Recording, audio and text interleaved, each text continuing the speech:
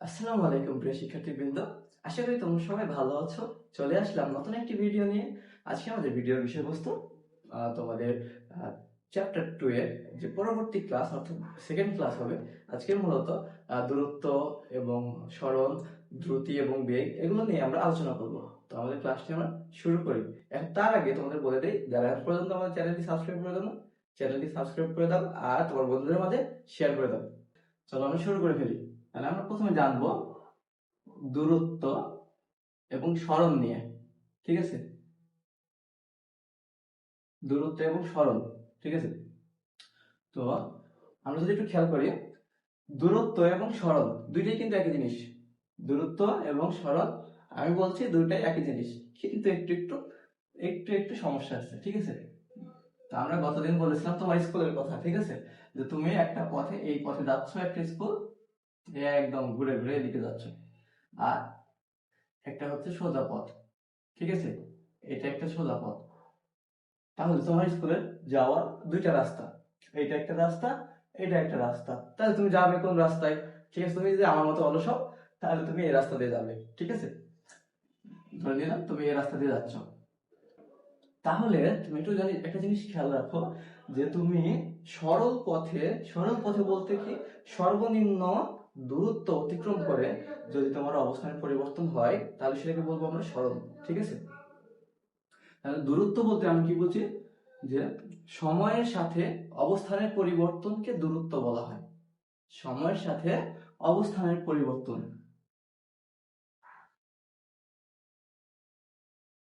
ঠিক আছে, অবস্থানের পরিবর্তন হবে। কিন্তু এখানে এই জিনিসটার সাথে একটা জিনিস অ্যাড হবে, সেটা হচ্ছে যে সময়ের সাথে, সময়ের সাথে কি, কোন দিকে, নির্দিষ্ট দিকে, নির্দিষ্ট দিকে অবস্থানের পরিবর্তন হচ্ছে অবস্থানের পরিবর্তন, সেটাই হচ্ছে সরণ। তো আমরা একটু এটা একটু ক্রিটিক্যাল জিনিস, যে সরণ আসলে কোনটা কি সেটা আমাদের একটু ভালো মতো জানতে হবে। সেটা হচ্ছে যে সরণ সবসময় হচ্ছে যে তুমি তোমার যে অবস্থানের পরিবর্তন, সেটা যে সর্বনিম্ন যে দূরত্বটা, যেটা সর্বনিম্ন দূরত্ব সেটাই হচ্ছে তোমার সরণ। ঠিক আছে, আমরা যদি একটা ত্রিভুজ দিয়ে চিন্তা করি, আহ হ্যাঁ, তোমার তোমার এখানে যাইতে হবে, এই এই বস্তু থেকে এই বস্তুতে যাইতে হবে। তোমার রাস্তা কয়টা? রাস্তা হচ্ছে এইটা একটা রাস্তা, এটা একটা রাস্তা। ঠিক আছে, এটা একটা রাস্তা, এটা একটা রাস্তা। তুমি যদি রাস্তা চিন্তা করো, তোমার এই যে এইটাও একটা রাস্তা ধরে নাও। ঠিক আছে, তাহলে তুমি এই জায়গাতে বি বিন্দু থেকে এ বিন্দুতে পৌঁছাইতে তোমার যে সর্বনিম্ন যে দূরত্ব খরচ করা লাগবে, সর্বনিম্ন যে কষ্টটা করা লাগবে, সেটাই তোমার সরণ। ঠিক আছে, তার মানে বি থেকে এতে তুমি সহজভাবে কিভাবে যেতে পারো, এটা পাগলের উত্তর দিবে যে আমরা বি থেকে এ একদম সোজা এই পথে চলে যাব। তাহলে তোমার এই যে পথের দূরত্বটা, এই পথের যে অবস্থানের পরিবর্তন বা এই পথের যে দূরত্বটা, সেটাই হচ্ছে তোমার সরণ। ঠিক আছে, তো সরণ হবে এটা। ঠিক আছে, তো মনে রাখবে আরেকটা জিনিস, যে দূরত্ব হচ্ছে স্কেলার রাশি আর সরণ হচ্ছে ভেক্টর রাশি। ঠিক আছে, তারপরে হচ্ছে এইটাকে প্রকাশ করা হয় ডি দ্বারা, এইটাকে প্রকাশ করা হয়, এটাকে প্রকাশ করা হয় এস দ্বারা। ঠিক আছে, এস দ্বারা প্রকাশ করা হয়।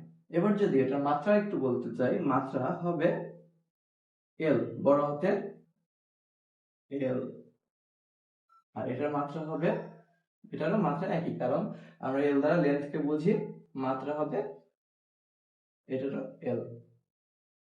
তো এই ছিল আমাদের সরণ এবং দূরত্ব। আশা করি তোমরা বুঝতে পেরেছো। এবার আমরা দেখে নেব ত্বরণ এবং, এবার আমরা দেখে নেব বেগ। বেগ এবং দ্রুতি কি? বেগ এবং দ্রুতি, বেগ হচ্ছে সময়ের সাথে, সময়ের সাথে অবস্থানের পরিবর্তনের হারকে, কি বলছি, সময়ের সাথে নির্দিষ্ট দিকে, নির্দিষ্ট দিকে অবস্থানের পরিবর্তনের হার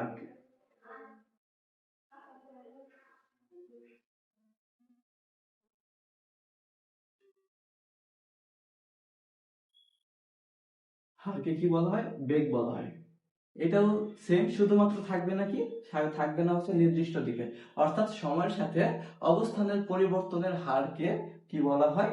বেগ বলা হয়। তোমরা একটু জিনিস এখন একটু ভেজাল লাগতে পারে, সেই ভেজালটা হচ্ছে কি, যে তোমরা বলতে পারো যে স্যার এর আগে আমরা যে যখন দূরত্ব বললাম, যখন সরণ করলাম, তখন আপনি বলেছিলেন নির্দিষ্ট দিকে বা হচ্ছে এই সময়ের সাথে অবস্থানের পরিবর্তনকে কি বলা হয়?